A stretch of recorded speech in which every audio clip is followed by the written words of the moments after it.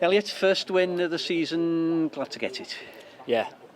Very glad to get it. I think the past couple of games we've played good football at times, but we've just sort of lacked a bit of composure, and the better teams have, taken a foothold in the game, and we've lost leads. It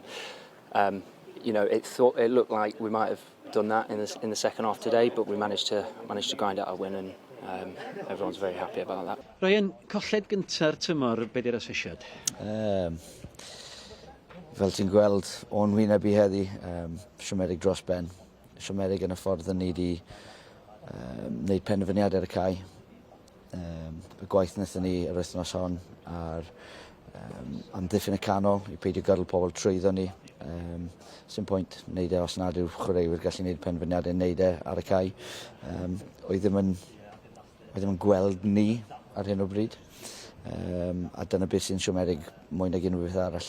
Mae boes yn soft iawn ac oedd ddim yn beirniadol yn aml iawn o unrhyw un ac unrhyw beth, ond heddi mae eisiau boes ni edrych ar ei hunain. I thought we fully deserved the result. Sloppy goal, that's the only thing really they did in the first half.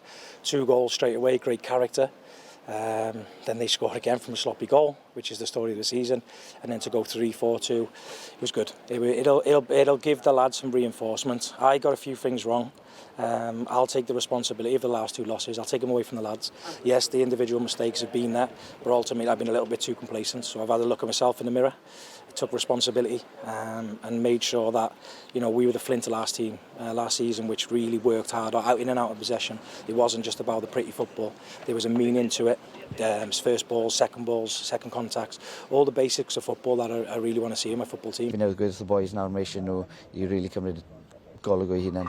O'i wneud ac mae'n penderfyniadau anodd gorfod cael ei wneud, a dyna beth newn ni, i symud ymlaen. I listened to one of your commentators or reporters who asked Lee John regarding last week, saying it's Bala, Fflint and Llanelli in a relegation battle already.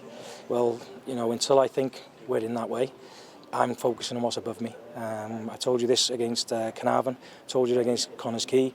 I am focusing on, I'm trying to catch Penybont, I'm trying to catch Haverfordwest, I'm trying to aim for the stars, and I want to get there. And if I don't, then I'll readjust my comments, but at the minute, we want to win games of football and we want to be in that top 6. Chwarae teg iddyn nhw, fi ddim moyn cymryd unrhyw beth i ffwrdd o'r Fflint. Ond nhw'n egniol, fel ni'n gwybod, chwarae gyda llawer o dynamism, fel ni'n gwybod, fel ni wedi paratoi, ond heddi boys ni just ffili sefyll i fyny a wneud y jobs syml. Boys ni'n spoilt, maen nhw'n cael GPS's, maen nhw'n cael hyn a llall, a os nad nhw y gallu wneud basics, na i cymryd nhw i gyd i ffwrdd, mor syml yna.